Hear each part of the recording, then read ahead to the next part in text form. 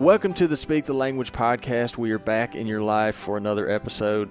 Truly thank you to everyone that comes here to listen. I can't tell you how much we truly appreciate it. We're going to get into that episode here quickly. Just a few things I want to go over. First, if you're liking this podcast, if you're enjoying it, take 30 seconds to a minute of your time. Go to our page on Apple Podcast, give us a rating, and write us a review. All that does is it helps the show itself. It helps more people find us. Another thing that y'all been doing that has been incredible is you've either followed us on Spotify and you share the Spotify link of our episodes to your Instagram stories, or you screenshot Apple Podcast or Google Podcast when you're listening to it, share that to your stories, and you tag the Primos page or tag Jordan or myself. That is awesome. Keep doing that. Really appreciate when y'all do that. Just helps grow the show, and y'all have been doing incredible. I can't tell you how much I appreciate y'all. Also, the numbers of our downloads and everything here lately have been very, very telling that y'all are getting very hyped for the upcoming hunting seasons. So this is what I'm asking from y'all. We made this show, or I should say one of the main reasons we started doing this show is we always want to be putting out there what y'all want to hear. If we're not putting out there stuff that y'all don't want to hear, then we don't have a show. Y'all have done great with sending in embarrassment stories. Those have been really enjoyable. So what I want y'all to do now is send in to the Primos Hunting Podcast at gmail.com, or the Primos Instagram page, or my Instagram page, or Jordan's Instagram page. Shoot us a message. Tell us, hey, I want to hear a podcast on this subject, or on I want y'all to maybe interview this person. We look at those. We really take those into account. So don't hold back. If you've got a specific subject, topic, person you think would be good on the show, send it in. We look at those. We take those into account. So do that if you would. Also, Primos YouTube channel. I know what y'all are thinking. We've been bringing that up here recently, but folks are still asking about it. So the Primos YouTube channel right now, we are uploading new shows every single week. We're uploading TV shows, and we're also uploading something called Primos Classics. Primos Classics is probably, I would call that the most exciting thing we're uploading right now, because that's been the thing that's been asked for the longest time, and we're just now doing it. This is stuff from the VHS days, from the older DVD days, and we're taking those hunts and we're uploading on YouTube, and folks are really seeming to like them. So check out the Primos YouTube channel. If you go to YouTube and you type in Primos Hunting, we should be the first channel to pop up. Give those a look. Also, new shows are airing on Outdoor Channel right now. You don't want to miss those. Also, the Game of Racks giveaway. Everyone's a fan of free stuff. I know that. We're doing a contest called the Game of Racks. Has to do with elk season. So head on over to the Primos Facebook page or Instagram page. Learn how to enter that competition. Also, our friends over at Amco Manufacturing. We've been using Amco disc for several years now. That's how we build our food plots. They do an incredible job, make an incredible product. They're doing an awesome giveaway. You can find out how to win that over at the Amco Facebook page or Instagram page. And I think that's all we have to cover before we get into the show. So a little bit of background before we get into the conversation. Today we have on the show a man by the name of Ramsey Russell. Ramsey operates a business known as Get Ducks. Ramsey is... This is probably one of the most interesting conversations I've had on this podcast. If I say this guy's been duck hunting everywhere, that would be too vague of a statement. This guy has been duck hunting all over the globe. I mean, he's telling stories in this conversation about hunting ducks in the Netherlands, in Russia, in New Zealand. I mean, this guy has been all over chasing different waterfowl, and he's all about the experience. He's all about the hunt itself. It was such an interesting conversation. So if you're a hardcore waterfowler, if you go duck hunting 2 times a year, if you've been duck hunting 1 time in your life, if you've never been duck hunting, I promise you will still find this conversation interesting, because it's something about if you're a hunter, if you're a conservationist, you can find a kindred spirit listening to someone like Ramsey talk about this, and you can just tell how much he loves it and how enthusiastic he is about it. So check it out. I really think you'll enjoy it. Also, once again, thank you truly for coming here to listen. It means the world to us, and enjoy the show. Man, I'm absolutely honored to be here. I've passed by this Primos building 1,000,000 times and never been in here. Y'all been here half my life. Yeah, a long time. So let's open the podcast this way. You just got back from a pretty incredible trip. Oh, I did. We've been going to South Africa for Gosh, a long time, almost a decade.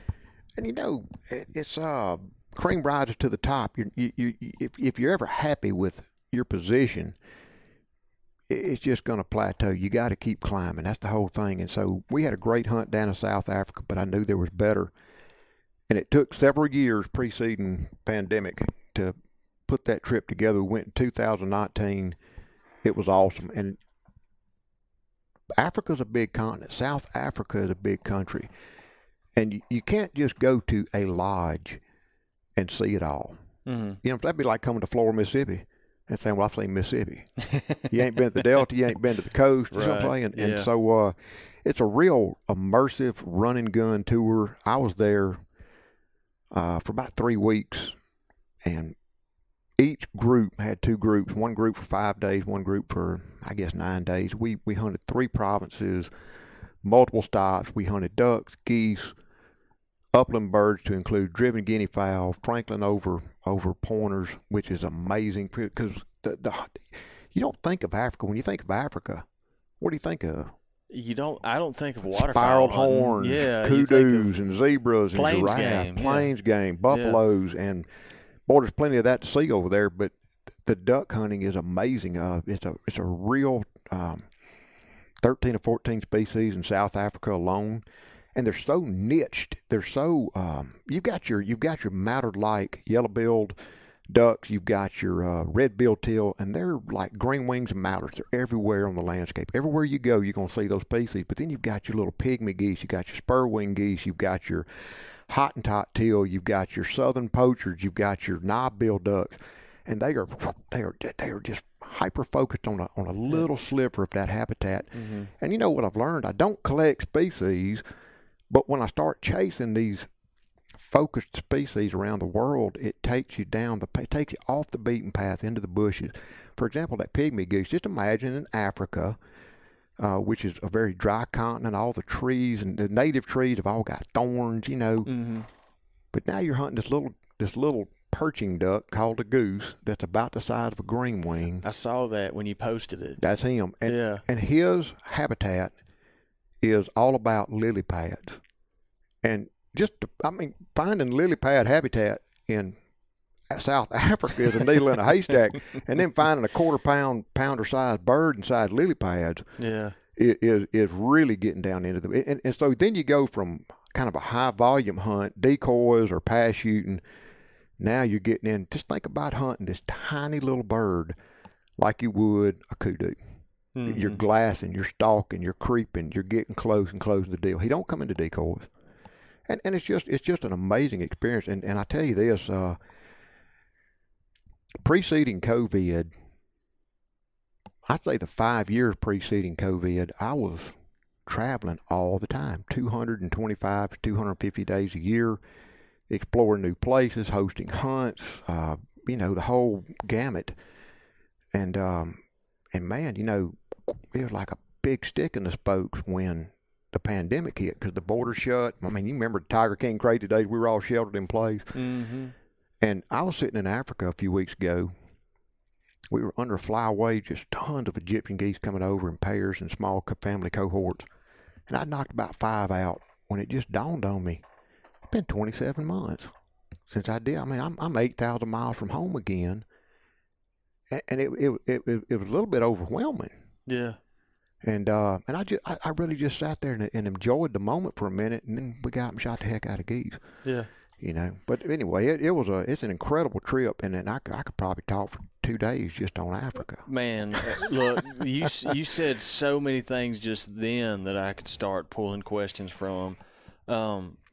For one, this is one thing like I cannot let go because I was especially, I've been following you for a while, but I picked up on it because I knew we had this podcast coming up. So I was trying not to miss anything. I knew you were in Africa, and so you were posting some very, very interesting stuff. That spur-winged goose, spur-winged geese, I didn't even know something like that existed. Yeah. Like that is a crazy looking goose. He's big, he's mean, he's ugly, and he's smart. Man, that thing is clever. They and what's so weird is where you really see tons of them is in thick, marsh. They like cattail marshes with a lot of rife with just submergent aquatic vegetation, but they eat grain. And, the average bird, a lot of the birds you pick up, the juveniles, the females, when you have a good shoot, are just about the size of a big Canada goose. But when you start picking up those big ganders, they're an honest-to-God 17, 18-pound bruiser. Wow. And they really don't normally decoy very well. Now, you got to crawl outside of the world as you know it in duck hunting when you travel, because not everybody duck hunts like we do. Folks hunt sea ducks or hunt divers differently than we hunt resident Canada geese here in Mississippi or something, Right. But there, the best strategy is to line up on a fence row very hidden, or in blinds very hidden. Place your decoys behind you, and you're in the flyway, and those birds are coming off a massive marsh or pan, and they're coming to this field that may be in 200 or 300 feet in it for a few days or a week, and you line out and you're pass shooting. And I love pass shooting. I will say this, I get the decoying part. I've done plenty of it. But, when a bird comes over 30, 40 yards, he's vulnerable. All his vitals are there. And when you're shooting a 17, 18-pound goose, you need that. Yeah. You need a tight choke, and they shoot lead over there. I did bring some ball shot shells and did well with it. But you need that. And one particular day that stands out in Africa is in between groups. I went out with my outfitter just to scout and look around. And we had shot this area one time, but we moved about 1.5 miles south, and there was just this low-lying wetland, just this little knee-deep, mucky area.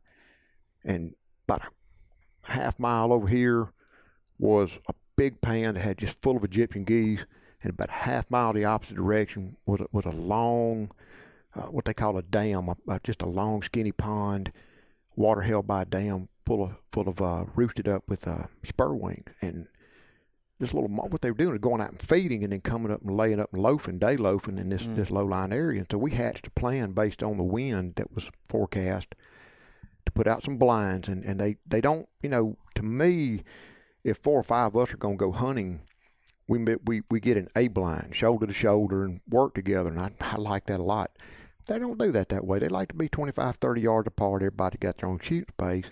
And we set out decoys. And that particular day, we shot 70 or 80 geese to include about 25 or 30 of those great big spurwings decoying. Wow.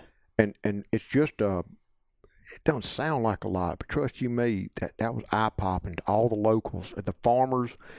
And they do hunt those birds over there. That's probably why they're so smart. They hunt those spurwings year-round. The farmers hate them. Because, when that grass or that wheat or them beans get in that cotyledon stage just sprouted up, they'll run down those rows and just depredate them to death. Yeah. This podcast is brought to you by OnX Hunt, the app that has completely changed the game and helps you increase your success rates every time you go out in the field. It's something that we legitimately use every single day. Doesn't matter if we're talking elk hunting, deer hunting, duck hunting, upland hunting, bass fishing, it does not matter. We don't go a day without using OnX Hunt. Public and private land boundaries, the new crop filters, the new 3D mapping system. There is not a time where OnX cannot help you, and they update it all the time, which helps you increase your success rates. So go and check out the OnX Hunt app today. Use the promo code PRIMOS20 to get 20% off your OnX Hunt membership. The spurs, for y'all that are listening, Spurwing geese, they are very aptly named. It looks like they have a turkey spur in the elbow of their wing. Is it the same kind of? It's the same keratinous. It's right there on what would be their wrist bone, the bend of their wing, and it is a big 1/2 to 3 inch quarter razor sharp spur. It is crazy looking. And they use them for defense. They're a very aggressive bird, and they fight and they're territorial, and those guys will not send their dogs, and they do use labs and German short hairs. They have a retriever culture. They won't send them on a crippled spurwing. That spurwing will beat them to death with that spur. Man. Yeah. That was you brought up something else there that I was curious about. Is there a waterfowl hunting, duck hunting culture over there locally? No, they do, but it's very European. The guys that do duck hunt pass shoot, and everywhere you go duck hunting, it's just you kill a bunch of birds at times when you're doing high volume hunts, but it's different. Just imagine if you and I and two of our buddies were going to go hunt this stock tank or this marsh or this wetland. We'd all be in a blind together, and never are they going to do that. They're going to have 4 blinds, 5 blinds, stationed 40, 50 yards apart, and which results in sometimes, not intentionally because you're all buddies or friends, but you're kind of working against each other instead of together. But then you look at the pilot at the end of the day and go, well, it's hard to argue with that. But they don't have that duck hunting. What they do have is an upland bird culture, because it's a lot of European, it's a lot of Dutch, like Afrikaans are white Dutch ancestors. I mean, that's the language. Afrikaans language is, it's not exactly Dutch, but it's very similar. Okay. The thank you, donkey bell is kind of what it sounds like to me. It's all very similar. And bird dogs, man, they have got a bird dog culture over there. The best English pointers and German short hairs I've seen on God's earth are from right there. But gosh, they've got like 10 different varieties of quail and Franklin. And even those driven guinea fowl, I would go just to shoot driven guinea fowl. Just imagine a chicken-sized, y'all have all seen guinea fowl. Yeah. People have them out there in the country, little salt and pepper looking chickens. And you'll see them running. I mean, you'll see 20 or 50 or 100 of them just running out in a grain field. But those guys will kind of circle the wagon and push them into a draw or into a thicket, and then we'll go around the other side and form a shooting line. And it's just, that's most of what the day is scouting, looking guinea fowls, getting them hemmed up, and then put in a position. And then it's just a 5-minute adrenaline rush. And it's like you got to be quiet, you got to be still, and you got to be patient. You hear the beaters, you hear the dogs coming, you might hear them think, and all of a sudden you'll see one, and that's the spear tip. And all of the next thing you know, it's just salt and pepper, black and white cannonballs coming over. And I would have bet anything that bird could not fly like he was shot from a cannon. And the first time years ago that I hunted them, I didn't cut a feather. I'm like, man, those things are booking, and they're tough. It's like when you hunt ringneck pheasants. If their head don't flop back when you shoot, they hit the ground running. Yep. Those guinea fowl are just like that. Mm-hmm. But you can go out if you hem them up and you're willing to walk fast. They'll hold cover. We did a push one day with bird dogs, and I just knew there's a little liver German short hair on point, and it got up just right here, right a foot away, and I'd have bet it was going to be a button quail or maybe a Franklin. No, it was a guinea fowl, and it was incredible. Yeah. It was really, as good as the waterfowl hunting is, the upland bird hunting in South Africa is unequal. And they have got dogs like I've never seen. That's crazy. Mm-hmm. That's one of the things that to me has been so interesting about following along with what you do is just take me, for instance. And I say that because I feel like a lot of the folks listening to this podcast will be able to fall into the same line of thinking, so to speak. I love waterfowl hunting. I love upland hunting. But when I think about those things, I think about the things I've done here. Mm-hmm. I think about all my duck hunts pretty much been right here along the Mississippi River and the Mississippi alluvial, and upland hunting. I've done Kansas and but it's all here. Right. I don't think about upland hunting in Africa or waterfowl hunting in Africa. And so I was so tuned in to the stories and posts you were making last week because I'm like, man, this is a whole nother world that I don't even know exists. The world is so much bigger than our backyards, and that's really what I'm not a species collector. I'm an experience collector, and I'm kind of becoming a experience junkie, and it's just it's addictive. And right about the time in 2023. My wife and I will have been operating GetDucks.com for 20 years. 6 continents, 250 days for just years on end of travel, experiencing, scouting and experiencing. And right about the time, I think I've seen and done it all. And for example, I have shot ducks 400 feet below sea level in Netherlands. I've shot them at 16,000 foot in Peru. Up in the Andes Mountains, I have shot them at night. I have shot them over legal bait. I've shot them by spotlight.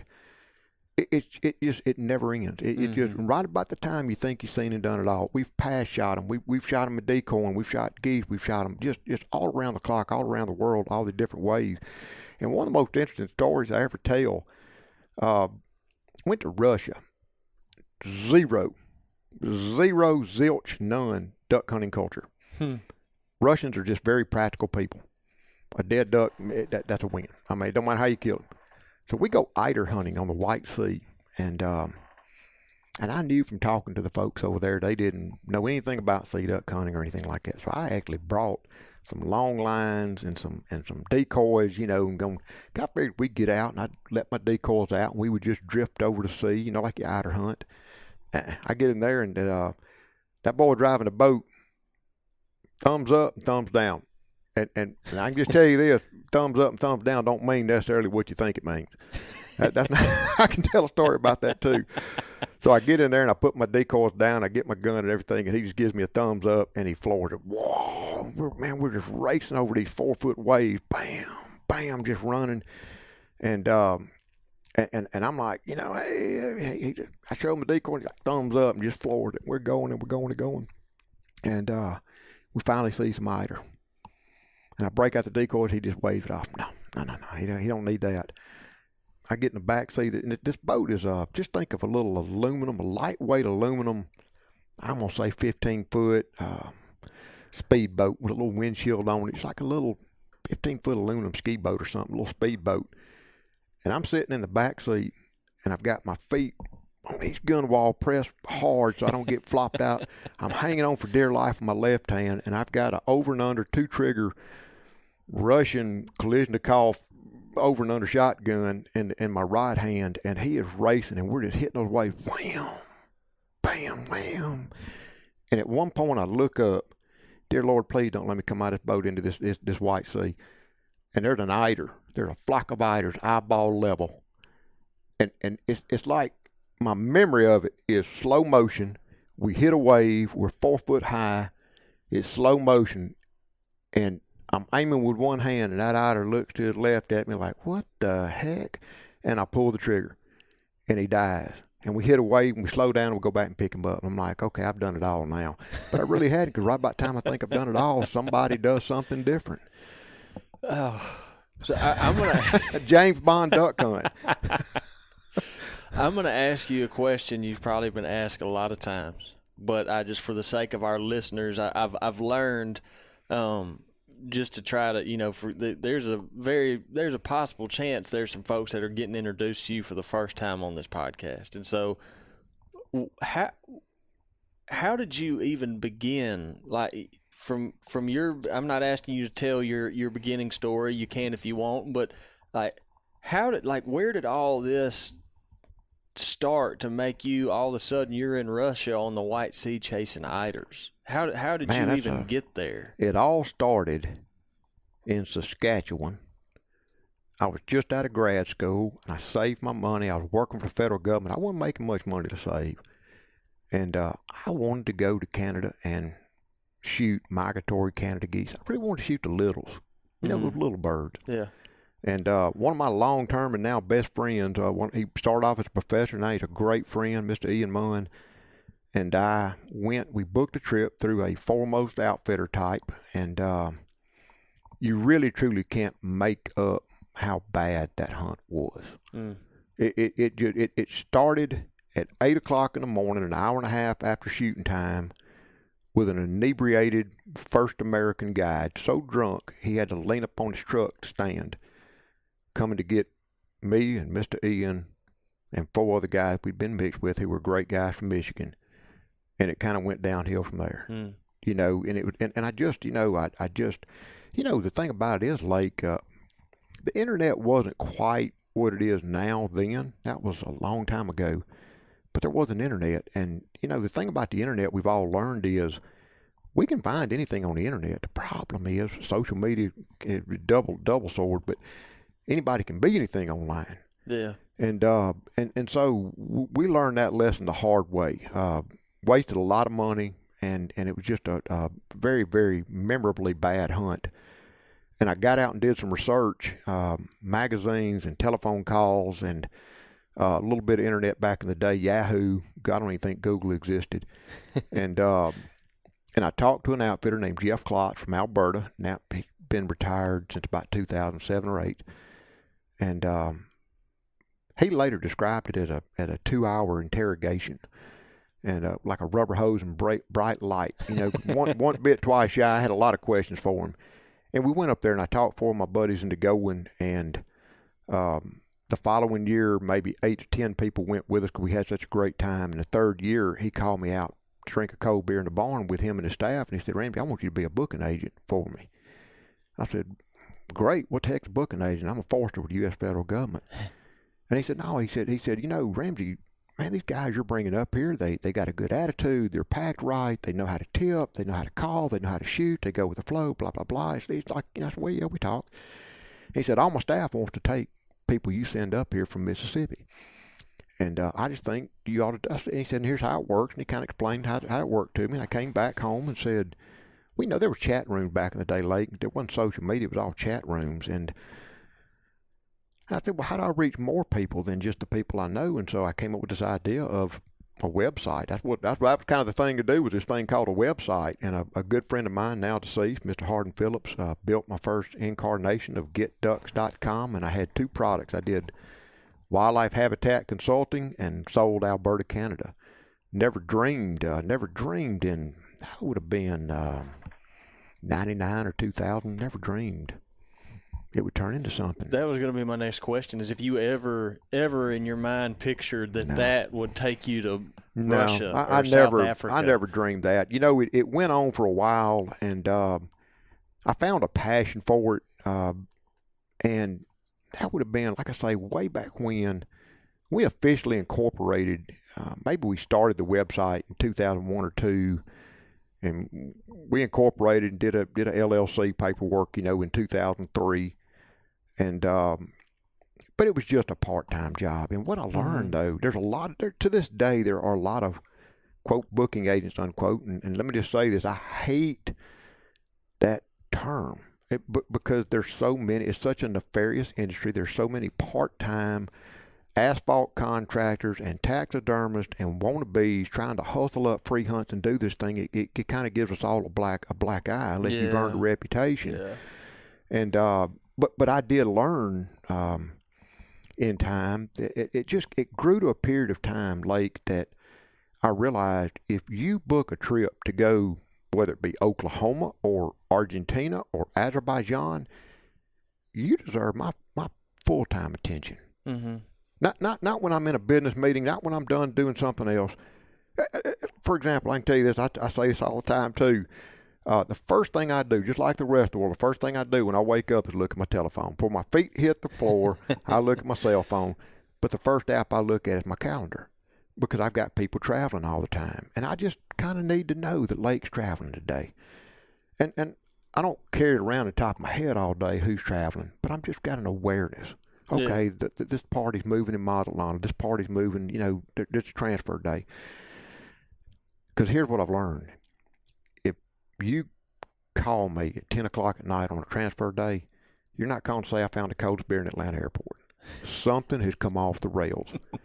and I had a kind of a corporate type tell me, he heard me at a camp at about 11 o'clock at night talking to a client one time. And I hung up, and he said, "Man, you've been doing this long enough now. You can hire people to do that." And I said, "No, I can't hire people to talk to my clients at 11 o'clock at night when something's come off the rails. They wrote me a check, and they need me, or really the brains of the operation, my wife. Mm-hmm. They need our assistance, and that's how this works." You know what I'm saying? And I think building on that for 20 years is kind of how we've become what we did. Of course. You know, and I'll tell you the story about Russia. When I left federal government, it wasn't like a plan. And none of this was planned. It was a need. You know, I needed to do this. My business commanded that I do it. And we got a call inviting us to come to Russia and take a look. And man, money was tight. And but I saw this opportunity. You know, I said, I need to do this. And oh man, my wife put her foot down, but I won that argument. I went. And we came back and we blogged it, and I built the web page, and I blogged it, and I did all this and did all that. And she had asked the question, how many people do you really think will go to Russia to shoot a capercaillie is what we were after, really. Mm-hmm. I said, not many, but I think it's a good investment. And about a week or two after we went online with it, and we're just kind of propagating it around in chat rooms and, photo galleries and blogs and whatnot, my web guy called up in a terror. He was in Dallas, the guy I was working with at the time, and he said, man, something's going on with your web page. I'm fixing to have to move you to a full-blown dedicated server. It's about to melt. I go, what's going on? He goes, you've got 50 times the daily traffic. And by putting an experience up that the world had never seen, it led them to the website. And while they were there, like, well, man, if this guy's got Russia, let's see what else he's got. Yeah. And that was kind of a pivotal point in how we started to spread out. Yeah. Well, I mean, again, it's like there's really, and I promise I'm not doing this just to blow smoke. There's really no one else that I mean, when you think about me, again, I keep going back to me because I feel like there's a lot of people in the same boat as me. You think about here, if you're going to branch out a little bit, you might think about Argentina, but you ain't thinking about Russia and the Netherlands and Africa, and that's just it's so nuts to me because I keep going back to there's just all these other worlds that if you are truly someone that appreciates waterfowl hunting, then that kind of stuff is gonna intrigue you. You know what's become a real big thing in the world of duck hunting now, and hunting. Duck hunting is subjective, but I have seen a transition in duck hunters, an evolution in duck hunter mentality just in the 20 years I've been doing this. For example, one of the first 2 or 3 questions somebody would ask 20 years ago when they called to go to Mexico or Argentina was, how many ducks am I going to kill? Yeah. That's the first question. Yeah. And now, if they ask it, it's one of the last questions. And it's more like, well, what's the limit, or when do they stop you? What's average? And it's become more of I've seen a transition, I think, from an old, greedy, can't kill enough ducks to fill some hole in his soul to just a guy looking for a quality experience. Yeah. Experience being the key word, quality being a key word. And as proof of that, I'll tell you, there's a couple of quote contests running around about collecting 41 North American species. Mm-hmm. Well, man, 20 years ago, there was just a handful of guys that were bird nerds enough to get into that, and now it's a big deal. Yeah. I mean, there's competitions, there's contests, there's awards. And it's awesome because there are a lot of people I know that are collecting. And first off, I don't believe there's 41. I think there's close to 55 or 60 because I count subspecies. They've got the Canada geese. Back when I was in school, it was 11 races of Canada geese. Now it's 7 races of big geese and 4 races of cacklers. Right. But still. And there's 2 species of brant and 4 species of common eider. And if you want to speciate it that way. And again, it's subjective. However you want to count it your way. But there's a big thing. Well, let me ask you this: what happens if you collect the 41? Do you just quit and go play golf? It's a mighty dang big world of 6 continents worth of birds. Yeah. And we built and I tell you something else. We just as a resource, we built a page on GetDucks.com. Now has 2,000 Google index pages. But we built a page just as a reference, just as a resource that's called the North American Waterfowl List. Mm-hmm. My list of subspecies. If you click mallard to show you all the hunts in the world that you can shoot a mallard duck on, for example, tell you a little bit about the species, and in addition to like biological bird book type information, if I've written a little blog or something about the anecdotal personal observations dealing with red shovelers or Pacific black ducks, I'll put it on there too, kind of a hunter perspective. Right. And we just learned in the last couple of years that out of 1.5 million page impressions, 250,000 unique visitors a year, that is the 3rd or 4th most visited page on our website. Yeah. Because people are looking at that. So we built a world waterfowl list. Now, the world waterfowl list is different in that it's not all the world waterfowl species. It's just all the ones we got under the wheelhouse. And you wouldn't believe how many people call us, Lake, that want to go to Mongolia, want to go to Argentina, want to go to Australia, want to go to Eurasia or somewhere to collect certain species. Yeah. Yeah. Which, I'll say this. I do have a lot of stuffed ducks. I really don't collect species. I collect experiences. Yeah. You know, I've got a little game room at camp, and mostly just first and last, and first retrieves, first ducks, last ducks, whatever, you know. And some of these species we carry to conventions and shows for eye candy. But I realized I just realized one time that somebody would come over and they'd point to a bird. Man, we know when we start talking about that red-crested poachers or that marble teal or whatever, you know, and every story always came back to people. Yeah. That guide, that place, that language, that culture, that morning. It's never about the bird. It was never about the trigger pull. It was always, it really was a placeholder for a bigger experience than just a dead duck. It represents a lot more than just that critter there. It is. Yeah. I ask you something. I was talking to some buddies of mine the other day, and I'm curious to get your opinion on this, especially with what you were talking about earlier, with there being a shift that you've seen in your time in doing this. I told them, and I hope I don't make anybody mad saying this, or I might, but whatever. But what I've seen, just personal observation, you know, because we cover, especially on this podcast, you know, Primos hunting. I mean, we've got deer, elk, waterfowl, turkey, predator. Just personal observation. It's an opinion of mine that it's an educated opinion, I feel like. But I was talking to my buddy, I said, I feel like if you were to, you've got some hunters, they're going to do a little bit of everything, and then you've got some hunters that they may hunt, you know, a little bit of everything when they can, but they really get, their fire really gets lit by one specific thing. That's right, yeah. You've got guys that are like that with deer, you've got guys like that are that with turkeys, but there's like one group of people, I call them the feather enthusiast. Yeah. Waterfowl, upland guys, turkey guys. And what I was saying, I said, I feel like with those guys, when you hear them talk about that specific pursuit, if you hear them talking about a specific hunt, if you hear them talking about a particular species, a particular state they went to, a particular country, whatever, you hear almost a more romanced tone. There's not as much, like if I'm talking to a deer guy, they may be focused a whole lot more on tactics, on strategies. Whereas if you're talking to a turkey guy or a waterfowl guy, you're hearing just so much more I'm not saying one's right and one's wrong.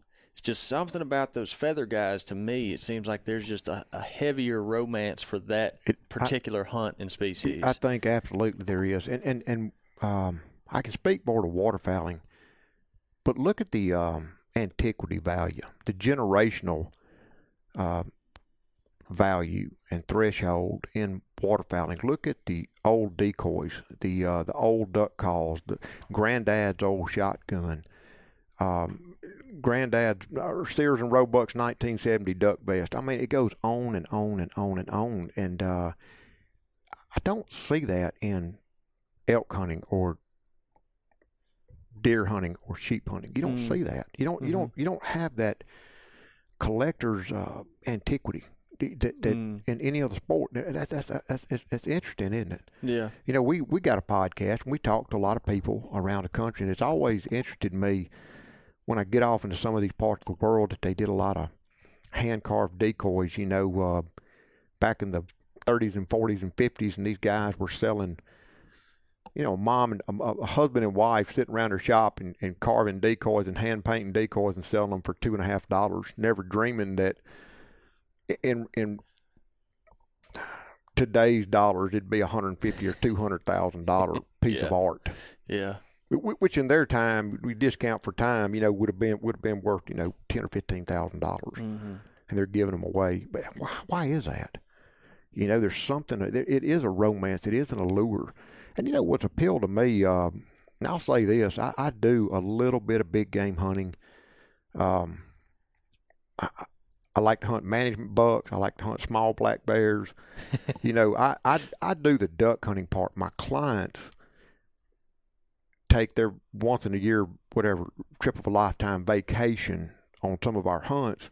I do it kind of for a living and just for something different to do with a vacation. I like to go shoot stuff with a rifle. Sure. But because it's different. It doesn't involve wearing waders or standing in water. It's just different. And but I love to duck hunt, and there is a progression to it. It's become. And I'll shoot, man. I go to some of these countries. You can shoot. Give me 4 boxes of shells and ducks enough to shoot them. I'm happy. But I can go sit out there in Mississippi with my son or my friends and shoot 3 ducks and have to play for keeps to get those 3 ducks and be just as happy. Yeah.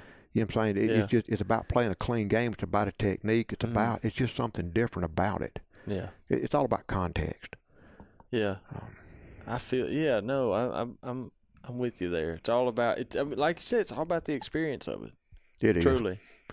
And waterfowl hunting or even bird hunting is a social sport. Very. I get bored to tears, man. If it weren't for the internet and cellular connectivity sitting on a deer stand, yeah, I would never do it. Yeah. Well, I was telling folks like for me, the first type of hunting that I truly fell in love with was turkey hunting. Yeah. And I tell folks, because when I was younger, I got started out deer hunting. There was no iPhones. I'd get bored to death sitting up there. Yeah. But you throw turkey hunting in the mix, I'm moving around. We're making noise. The thing we're hunting, the turkey is making noise back. I thought that was the coolest thing in the world. Right. So it was stuff going on. I think, like this may be just a personal. It's a personal thing to me for sure. I think another thing going specifically with like the upland guys, the waterfowl guys, is the dog involvement. I know that's huge for me. Absolutely. Like I took the first upland trip I went on was probably 4 or 5 years ago now, and don't get me wrong, thoroughly enjoyed it, loved it. It's like we'll be back, got to do that again. The next time I went back, I had my own dog, and the appreciation I had for it more than doubled. Just because it was a whole different level of, it was like me getting to hunt with the dog and you tying the uplands and the birds and the country. It just changed everything. The most willing accomplice in the world is your dog. Oh, my gosh. No matter how good he is, he's your biggest cheerleader and your biggest hunting partner, and it's man, the most miserable duck season I've ever had was I had a dog die right before duck season, and she was one of the best dogs I ever owned. And I was hunting in a camp that time that everybody had really good dogs, but it just wasn't the same as not being mine. Yeah. And that adds a tremendous amount of component are the retrievers. One of my favorite jokes, internet meme type things, is like your wife and your dog in the trunk on a hot day and open it up and see who's glad to see you. That's your dog, man. He's glad. He don't care. He's glad to see you. Yeah. I remember it's like the second upland trip Knox had ever been on, and we were there 4 or 5 days, but it was the last day we were there, and the weather turned way more drastic than the forecast had called for. I mean, we knew it was going to be cold, but they did not anticipate the high winds and the temperature to drop even further and for it to start snowing like crazy. So we were not prepared for it clothing-wise. And we were collectively, I think we had maybe, it was like 2 or 3 pheasants to go before we had a full, everyone was limited out. And I remember there was a discussion, because we had already, I walked, I don't know how much that day, because it was all full wild stuff, not released birds or anything. Someone, I can't remember who it was, out of the 3 of us, started kicking around the idea. We're like, we've had a really good trip. This is the last day. There's only 3 more pheasants left to kill. Maybe we should call it. We don't. But I remember looking down and seeing Knox. And Knox is out there. He's got snow all over his back and ears, and this look in his eyes. He had the same amount of drive as he did the first morning we started. And I said, I can't throw in the towel. That little joker there still wants to go. That's right. And then we couldn't stop, So we ended up pushing it and finishing out. But that's just those dogs, man. They make a difference. I know why I go duck hunting. I've never figured out why my dog does, other than the fact she loves me. Why is she hitting that cold water and breaking out ice to go get that duck that she's not going to eat? That's a good point. I've never thought of that. It's just they've got that heart for it, and you're right. That reminds me of a non-duck hunting story. There used to be a big hog hunter group around here named Melvin. I wish I could remember his last name, but he was a world-class hog hunter and had just a pack of dogs and a horse and go-getter. And I just remember the story one time. They were over in the Delta on Panther Track, or Panther Burn, whatever they call that property, and his dogs bait up a hog on a cold January day out on this little island in a bar pit. And the man stripped down to his tighty-whities, they say, and put his Bowie knife in his mouth and swam out there and stabbed the hog and pulled the hog back. And they're like, why? Why would you do that? And he goes, no, ma'am, my dogs bathed that dog. And I gotta respect and honor them. They did that for me, and I'm going to kill that hog for them. Yeah. I ain't never had to go swimming from a dog yet, but that's a heck of a story. That is a story. I understand that, though. From being a dog owner, if I could see myself being in a similar situation initially, being like, why? But when he came back with that explanation, I'm like, well, I can't argue with that. You got to honor them dogs, you know. Yeah, they do a whole lot for us. But it's a big world of duck hunting out there, and but if you just look at the United States, as compared to the rest of the world, there's so many profound distinctions that truly set us apart from everybody else. You look at the species diversity. We got divers, we got sea ducks, we got puddle ducks, we got geese, 40 some odd species from coast to coast, north to south, and then as you start getting off into these different flyways, even if you get into the mallard culture, the puddle duck culture, let's say, you get off into Oregon versus South Louisiana versus Arkansas versus Delaware. The cadence, it's all kind of familiar, but the calls, the cadences, the decoys, the spread, it's just so many little nuances to it. Mm-hmm. We've elevated everything to art form, from camo to ammo to shotguns to motors to equipment and gear and techniques. We are the most passionate, but then what really sets us apart is the conservation. I mean, man, nobody spends money. No other country spends money surveying and putting the science and the data together into waterfowl conservation and habitat conservation through state and federal governments, through NGOs, through people like me and you going to banquets and spending money and excise taxes and federal duck stamps. Mm-hmm. It's an unequaled commitment to the resource that you really don't see anywhere else on earth. When we go to Argentina, when we go to parts of Mexico, when we go to some of these far-flung countries, part of the reason that the duck hunting is so good is because there's really not any duck hunting pressure. Yeah. And here in America, we all duck hunt, or a lot of us duck hunt. We're almost duck hunting ourselves out of business. There's so much hunting pressure, which is another story. But at the same time, we're paying it forward like nobody else on earth is doing for waterfowl. Yeah. And you can speak to that personally just because you've seen so much. I've seen it, and it's incredible. I mean, we're really, truly blessed. I mean, there's a lot of changes at the landscape level in terms of habitat quality, seed crops, water distribution, weather. There's it's just a death by 1,000 cuts. But man, we hunters are committed to it. Yeah. And we're putting money into it. We're putting our money and our time where our mouths are. Yeah. And really, not many other people can say that on earth. Yeah. It's interesting, and it's something that you wouldn't know if you not peeked outside the boundaries of just the United States or North America, so to speak. That's right. Like for instance, this may be a whole different topic. I'm not sure, but one thing that piqued my interest is last week in Africa, you were doing some kind of like tissue samples or something. Man, and that was so cool. As Dr. Philip Lavretsky down at the University of Texas, El Paso, didn't know who he was when he came into my booth at SEI a couple of years ago, and he specifically asked about African yellow-billed ducks and African black ducks.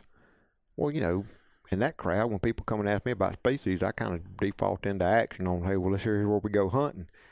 And he listened. He said, no, I'm really not interested in hunting them. I need tissue samples. And we started talking about he started off, as I remember, he did a podcast with us. He started off doing research on Mexican ducks, which are one of the 5 mallard-like species here in North America. And then he did model ducks, and then he investigated the presumed genetic extinction of black ducks because of mallard hybridization and disproved that genetically. And then he kind of discovered this really scary phenomena that a lot of mallards that were propagated in the Atlantic Flyway where mallards did not exist 150 years ago until the state and federal and private entities established them. Well, they didn't go out west and get wild genetics. They got European tame-like genetics to put these ducks out. And those ducks, just in the last 20 years, the Atlantic Flyway mallard population has gone from 1.4 million to 400,000 ducks, and it's kind of scary. Yeah. And he's not saying this, but his data supports the notion that it's because of that old world genetic. They don't have the survivability, that they can't forage in wild habitats. They got lower productivity. And he's starting to pick those genetics up in the upper Mississippi Flyway. He was telling me, I believe it was Michigan, that a random sample of 10 mallard ducks in Michigan, 80% of them are those old world genetics. And so I asked him this question in the booth. I said, well, do those tame-like ducks, those old world genetics, have a genetic cue to migrate? He goes, no. Wow. Well, that could answer a lot of questions in the Deep South where our mallards are going. Yeah. And so anyway, he's building a genetic database, and he asked, he knew I was going over here, and he said, would you mind? I said, heck no, I'd love to. And so what we ended up doing is he really wanted the African black duck. That is a very, very hard species to get. They call them black river ducks in Africa. They and don't think Mississippi River, think creek, cutting through the dry terrain. And they might have a home range of 1.5 miles, and they live in that stretch of river, and you just got to walk. And I walked about 4 miles on a stretch of river that there were supposed to be 2 or 3 pair, and I found 1 duck, and I killed him. And that was the first wild-derived, first ever wild harvested African black duck to go into his DNA study. I hope we'll get more next year. But then I started doing collecting tissue off of some of these African yellow-billed ducks. And what was so interesting is we weren't just connecting genetic tissue, and he wanted me to get some biological measurements, wing and bill and tarsus and weight and body length. It's funny, you ever thought about how all the mallard ducks laying on the bow of the boat look alike? Mm-hmm. Man, we start putting a caliper and ruler to them, you realize that just like people, there's tall and skinny and short and stocky, and even I would get like a half dozen here and 4 over here and 4 over there, and we got down to Zulu land, and all of a sudden, and the Zulu landers are, as I think of them, are typically kind of a tall people down there, and man, those daggum African yellowbills were tall. They were long. Really? They were I'm like, wow, the half dozen there were a lot longer than the ones from elsewhere. And so it was just kind of interesting seeing. You don't notice that looking over the top of a shotgun at ducks. You start measuring them, looking at them. So I hope something will come forward. I hope to have him on our podcast to better explain what comes of that study. What comes of that genetic research. That's incredibly interesting. Do you know what exactly he's trying to learn from getting that, or just trying to... I don't know. I really don't. I know kind of how he did the North American mallard, what led one to the next on how some of this stuff is going. But now we're hoping to work with him. This is interesting, especially if you're from Texas. This is interesting. They classify, just as a kind of a colloquial term, they call all of the mottled ducks, black ducks, which I'd be surprised if there's a real American black duck down in Texas, but it could be. And hen mallard, they kind of call them colloquially dusky ducks, brown ducks. And man, I'm hearing rumors that there's a good chance that they're going to close the dusky duck, the mottled duck season down in Texas, because their typical habitat is kind of that coastal area, Katy, Texas, over in eastern Texas along the Gulf Coast. And their numbers aren't doing well. But something interesting has happened is that, according to them, they're starting to see mottled ducks pop up in real non-traditional areas, like think kind of out west where it makes that big bend, on the southern state line. They're starting to see a lot of mottled ducks pop up, and they're trying to get some genetic.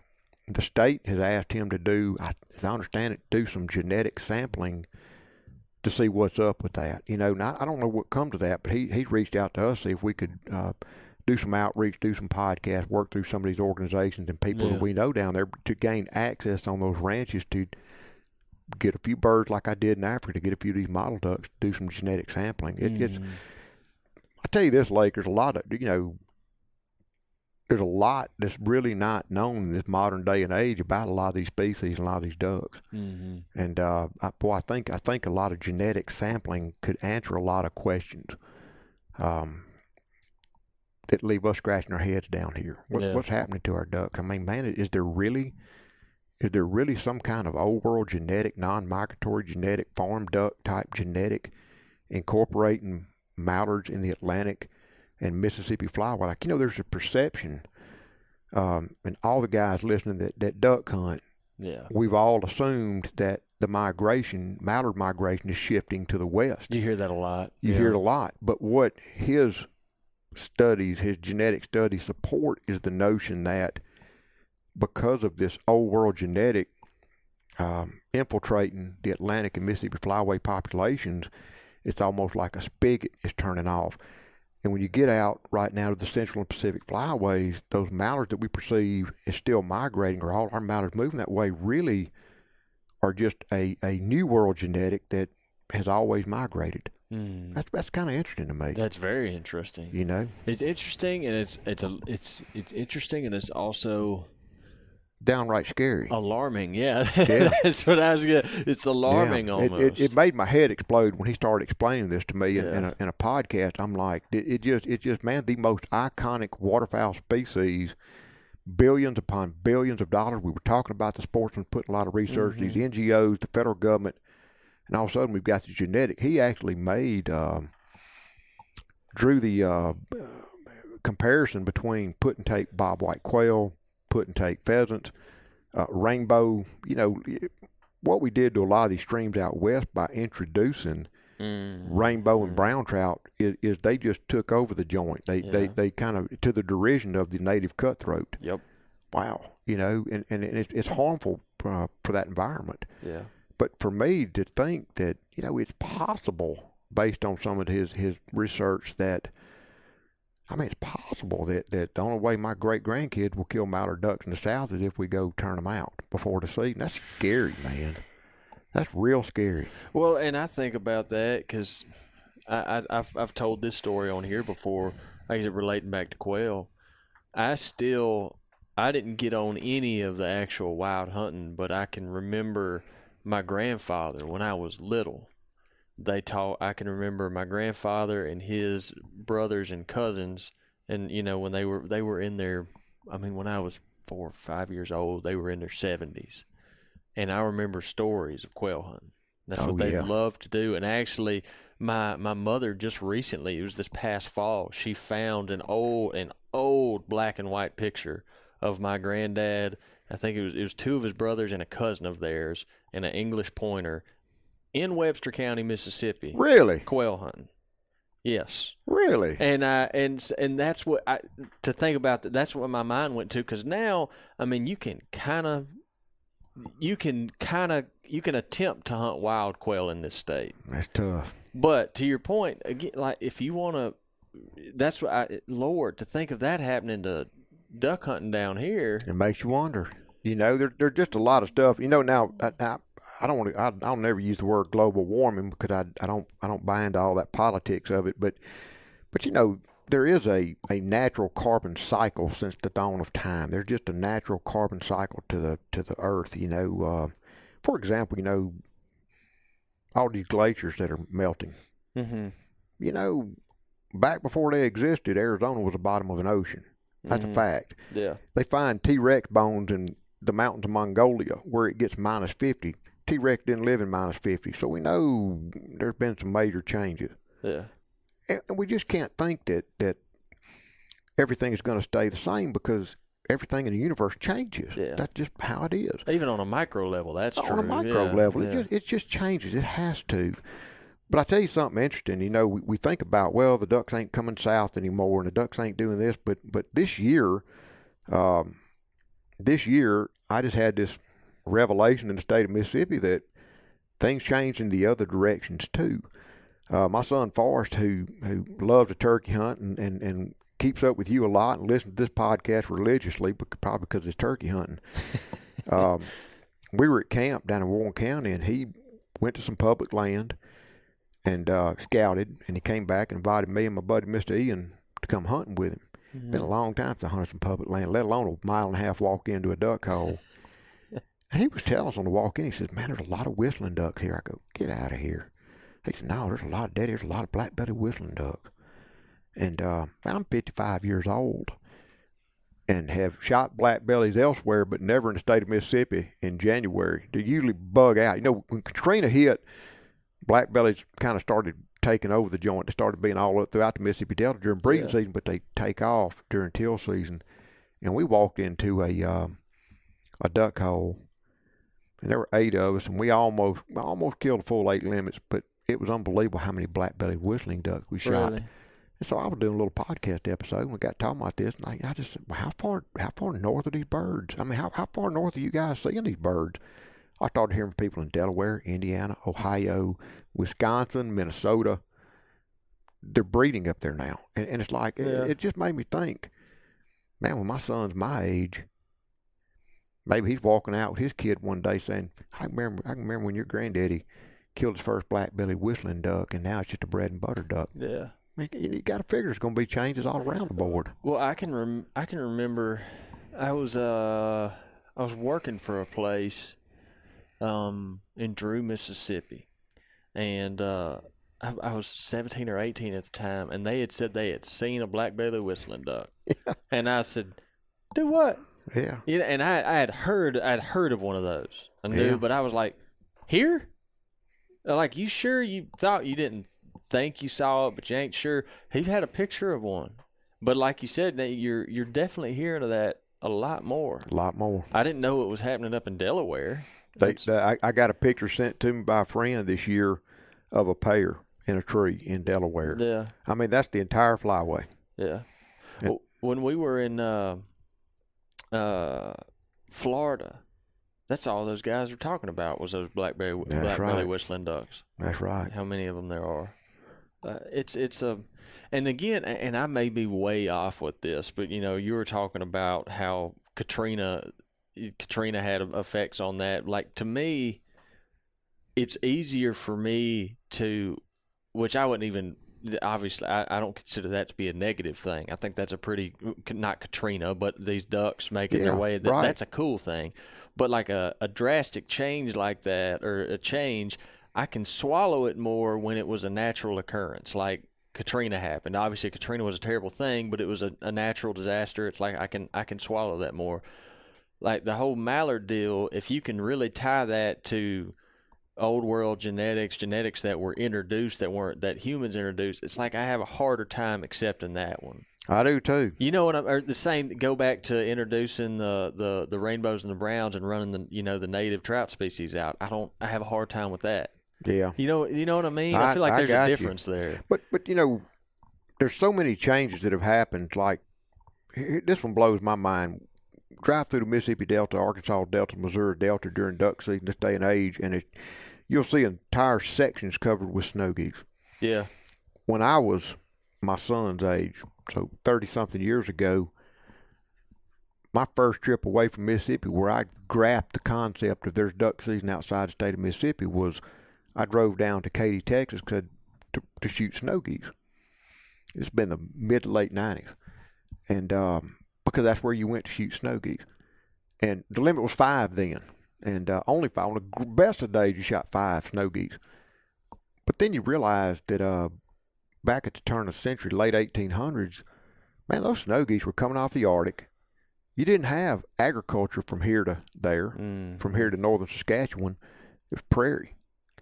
And they would stage in some of these big marshes, and their terminal point was the Gulf Coast of marsh in Louisiana and Texas. They were marsh birds. And what's a surrogate for marsh?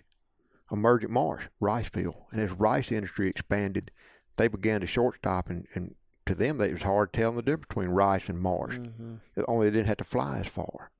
And now they've kind of evolved in just, 150 years to, they don't go to the marsh anymore. They go to rice fields and bean fields, and they stop further north. That changes, man. It's just inevitable. Yeah. It's everywhere. Yeah. And I think about the changes I've seen in my short, not even my lifetime, but just the time that I actually started paying attention to those things. Mm-hmm. You and I both could probably talk on that for hours. We probably could. I can remember being in college and all the hippies were protesting the cutting of the rainforest, and what an environmental travesty that was. And I'm gonna tell you what scares me the most. There's a lot of habitat changes in America, unavoidable. We got to feed the world. We got to farm. We got humanity needs. Humanity comes first.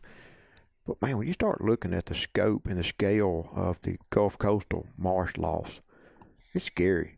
Mm. I mean, you go down to places like Lake Charles, Louisiana, and speckled belly goose hunting is bigger than Catholicism. I mean, it's a religion.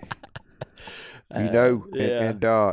And whereas 20, 30 years ago, 80% of the mid-continent population of speckled belly geese flew to southwest Louisiana, now only 18%. Wow. You've got sugarcane, you've got crawfish farms with propane cannons, you've got habitat changes, you've got hunting pressure, you've got coastal marsh loss. And it just go back to this dusky duck season in Texas. Nobody knows, but I mean, if you ask me to take a wild guess, that maybe the reason those birds are declining or not using that area is because of Gulf habitat, Gulf coastal deterioration. And we may never know until too late just how important. How far are we from Venice, Louisiana, right here, Lake? 4 hours, 5 hours? Yeah, 4 or 5, I'd say. Takes a duck half a day or less to fly it out. With a tailwind, he could leave there this afternoon and be at my camp in the morning, sitting on the water, drinking and eating. And I'd always felt like I seen back in the good old days, you could tell a notable difference in gadwall and green-winged teal towards the end of the season after they fed it out and they're ready to go. They'd come back from the south and set up in Mississippi and Arkansas. Mm-hmm. Or if storm surge or hurricane event happened that a lot of saltwater intrusion got rid of some of their native submergent aquatics and plant stuff down on the Gulf Coast, you'd see a lot more for the year. And man, you start talking to folks on the Louisiana Gulf Coast today, it's terrible. I mean, it's tragic. Yeah. And it's not just the death of a resource; it's the death of a duck hunting culture, a lifestyle, a culture, a lifestyle. I'm sure you've probably had more of those conversations, but I've had those same conversations. You hear those same stories, and they talk. The guys that are from down there, they talk like it's almost like the same tone as if they lost a loved one, or if they're watching a way of life. Yeah, and it's no one really knows what to do. I don't know that we can do anything about it. I'll say this, I've got friends. For example, I love duck hunting of all places, the Great Salt Lake of Utah. Mm. It has got a history going back to market hunting days and the Intercontinental Railroad development, and man, they've got just such great public resources and private resources, dozens and dozens and dozens of clubs that are over 100 years old. Wow. But as I talk to my close friends out there, they all say, we got duck hunting, but we don't have a culture of duck hunting like y'all do in the Deep South. And that's the truth. Man, there's a real hunting culture in the South, Louisiana, Mississippi, Arkansas. It's a culture. It's a part of our fabric. It runs deep. Yeah. Very, very, very deep. It's almost, like I said, it's almost part of the DNA down here. It is. In some people. And you can, like I said, you hear that and that reflects when good things are happening or bad. Mm-hmm. It's astounding to me. It really is. Because it's like you never can fully, as much as for me, it's like if I try to understand the full grasp of it, it's like I can't. Like it's just bigger than I can wrap my head around how far that influence has reached. It's real important to me, maybe because of what you just articulated, that my kids and my grandkids hunt and have the opportunity to hunt and to get this. Like of all things, what I love about, 'cause I love people, even though I got a wallflower personality, I do like to talk and relate to people. And one thing I love about going to Africa, like we stay at this bed and breakfast because you land late and it's just a good place to lay flat after a long, long trip and eat a good dinner and get a little bit of sleep if you can. And the thing I love about staying at bed and breakfast is everybody there going hunting, or nearly everybody. You get on a plane coming back to Atlanta or Newark or wherever you're coming, I mean, I just feel like half the folks have been hunting. It's so easy to strike a conversation. What'd you hunt? How'd you do? It's just so easy to start up a conversation. And of all places, we were in Newark, New Jersey, and I have had some scary dealings, some stressful dealings with anti-hunters, especially one of my most famous stories was Netherlands, where my name, Ramsey Russell Get Ducks, literally got called on the Netherlands Parliament floor. Called them for a cessation of hunting, commercial hunting activities in Netherlands. But anyway, of all things, I'm sitting there talking to this lady, and she's a spear hunter, which I think is pretty dang wicked that anybody goes and hunts something with a spear. Like big game hunting? Been big game hunting with spears. That's pretty cool. God, man, the coolest people you meet having these conversations. And out of nowhere come this Antifa looking. I mean, boy, he got that long, looked like a shoulder-length perm with a mask on, and if I said Antifa, boom, that's him. Right. If he'd had a hoodie on that said Antifa, he couldn't have looked more like Antifa. Okay. Yeah. And just out of nowhere, he come up. And of course, I've shot too many shotgun shells. I can't hear it thunder sometimes, and I thought he said something about biodiversity and the shame.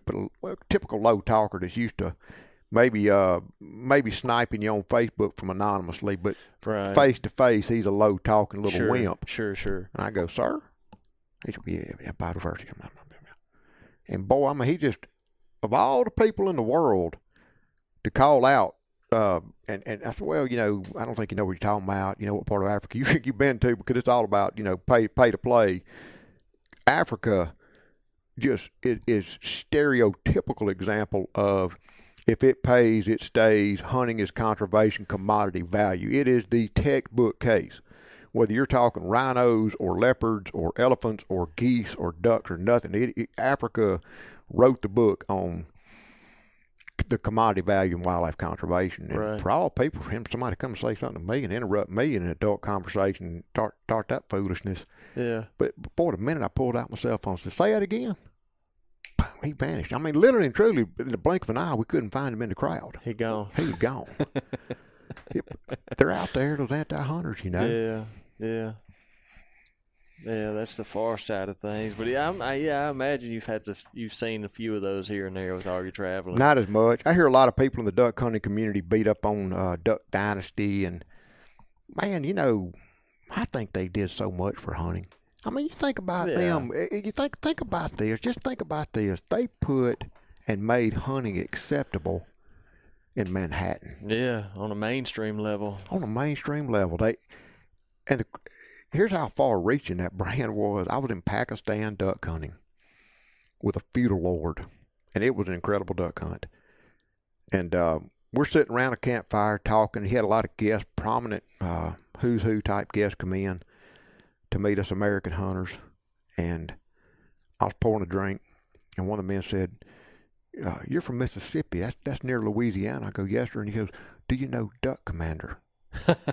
And before I could answer, somebody else heard Duck Commander. Another Pakistani stepped in and said, oh, Duck Commander. They all got this little Alabama English accent, Yeah. And I stood there without saying a word. I sat there and listened to 10 men tell Uncle Si jokes in Pakistan.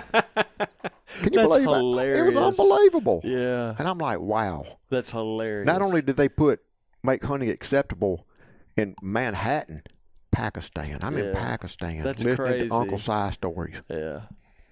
Yeah, I have nothing negative to say about Duck Dynasty. I mean, those guys, they're in it for the right reasons, from what I can tell, and for all the reasons that you just listed off. Yeah. Pakistan. That's pretty great. So, where do you? I mean, I know you're talking like what's your schedule look like? I mean, you've got a pretty busy one lined up for the rest of this fall. I don't have it inked in place past about but I can lay it out, man. I am back in the saddle, and happened before I knew it. And just got back from South Africa night before last. I leave Saturday for Peru. And that's kind of scary. I'm going to take Jake Latondras down there. We're going to film it. But,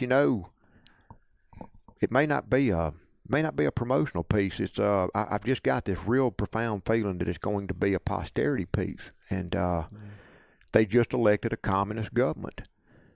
And communists don't let citizens own guns. And the guy said he was going to take guns. He was going to ban guns from citizens. And so we may be the last people to go in. We don't know. We're going to film it. And it's a really cool hunt. I've been there several times. Cinnamon teal. Number one species I get a call and asked about are cinnamon teal. Everybody wants one. They're beautiful birds. Never mind the fact they're a shoveler's downtrodden cousin. I mean, they really like rank marsh. I wouldn't eat one on a bet, but beautiful bird.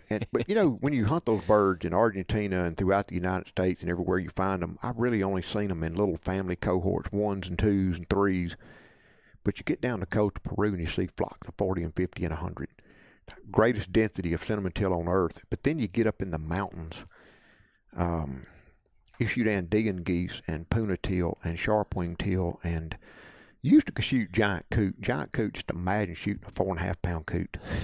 And it's just a cool hunt, And but we're going to film it. We'll be back September 4th. I'll be home for a week. Teal season starts on September 11th.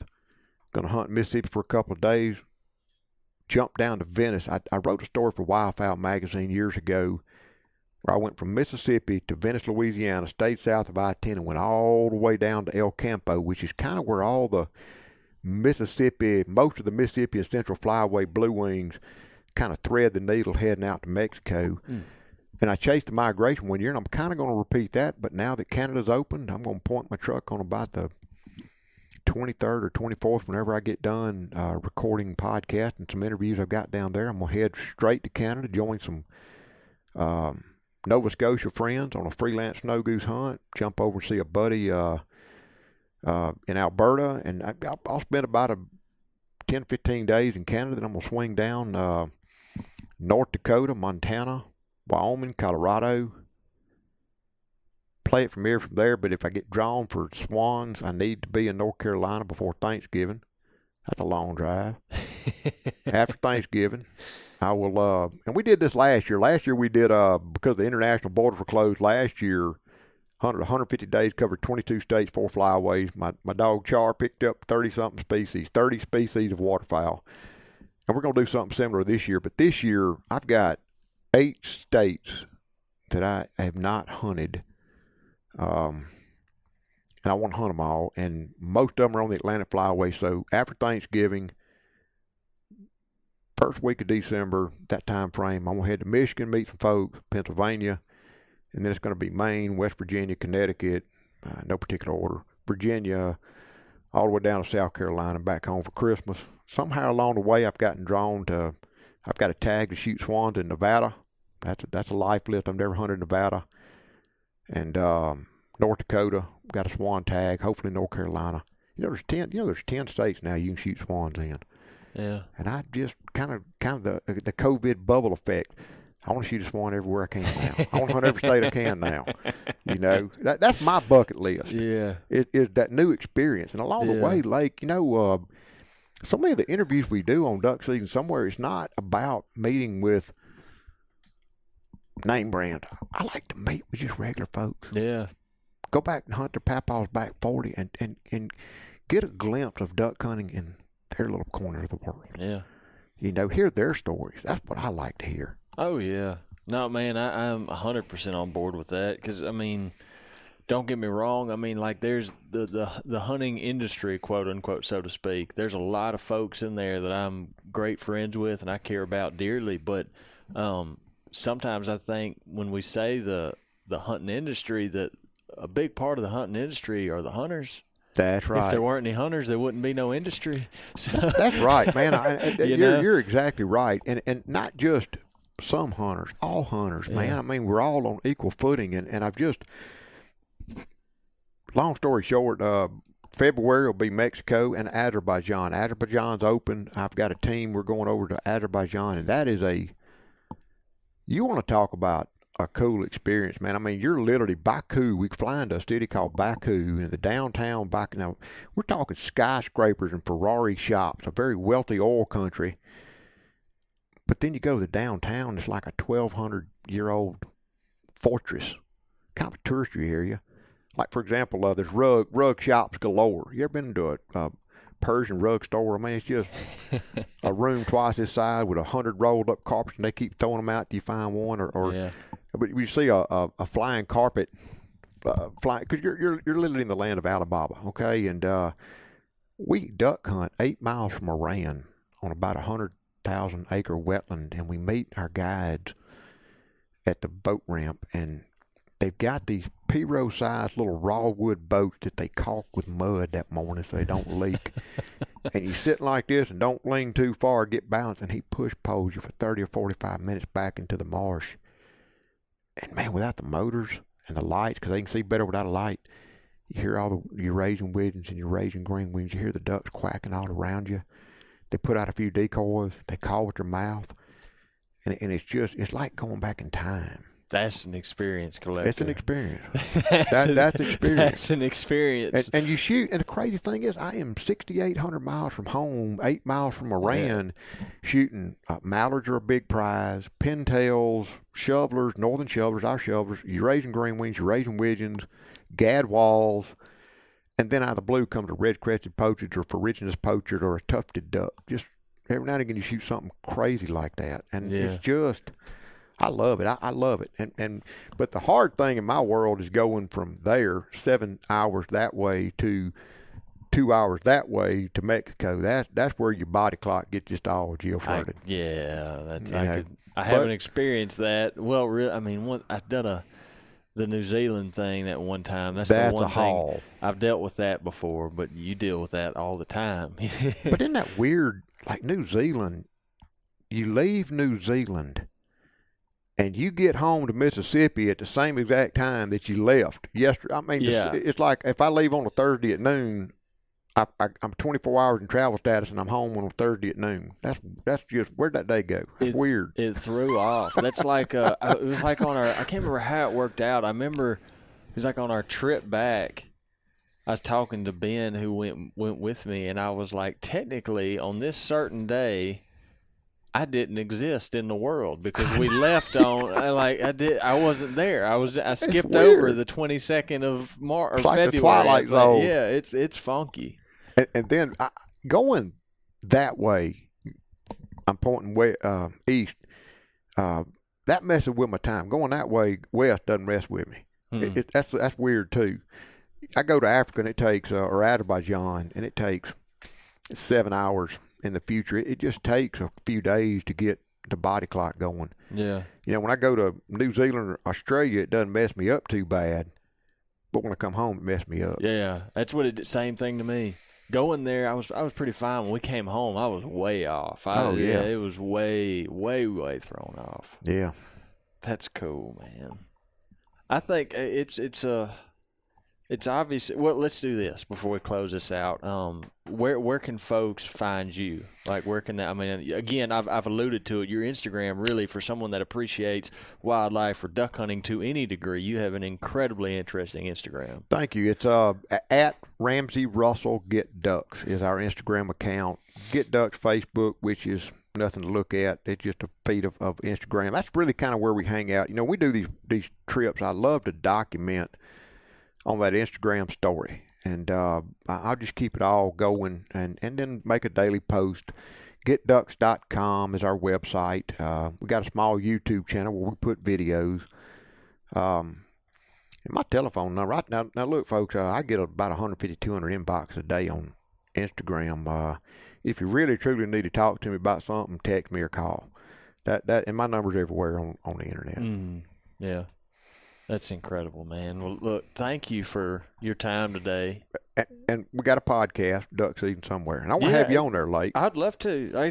You really do. I mean, it's the hunting world, so to speak. It's so to to be able to be in a truly unique, doing something unique this day and age, you're doing something, and you really are. I mean, it's you have something that's so different right now, and it's like a breath of fresh air to watch your content, because there's not any essence of, like you were talking about, there's no essence of greed or how many ducks can we kill. It's just so, for someone that has an appreciation for wildlife and waterfowl, it's very, very interesting. Hunt ducks, not likes. I borrowed that hashtag from one of our followers, and she's got a pretty cool account herself, and it's what it's about to me. And I one thing I'll say is 123 species worldwide into it, or 123 subspecies worldwide into it, 6 continents, everything else. There's so many differences between red-crested poachers and bar-headed geese and Pacific black ducks or whatever have you. But what you learn is there's this universal language and commonality in duck hunting. There's a universal truth in duck hunting, and that's what never ceases to amaze me. Is I can be with a Pakistani feudal lord, or a professional hunter in Africa, or a second-generation guide in Argentina or Mexico. Different languages, different practices, different techniques, different species, but there's a universal truth to it. I can be in Azerbaijan, and let me tell you what, Google Translate I can't communicate with Google Translate and him. I don't have to, though. We're both duck hunters. And we just make little subtle hand signals and get along, go enjoy it. And that's something very satisfying in that. Of course. It's like a universal language. Yeah, it really is. Yeah. And I think the same could be said about hunting in general. Yeah. But in my world, it's ducks. Sure. Yeah. You can find a commonality. You can find a way to communicate over a mutual love for a certain pursuit. Right. Or a mutual love for an animal. That's it. I like that. Thanks for having me, Lake. Man, I've enjoyed it. Shoot, yeah. Thank you for coming on here, guys. We're gonna wrap this conversation up. I hope you've enjoyed it. As always, if you have any questions for us, don't hesitate to send them in. You can send them into the Primos page or my personal Instagram. Follow Ramsey Russell, Get Ducks. He alluded to where you can do all that at. We'll probably, when we post this, we'll tag you and find out, because I'm sure we'll have plenty of folks asking for it. This has been such a fun conversation. And, we're going to sign off, guys. Thank y'all, as always, for listening to the Speak the Language podcast.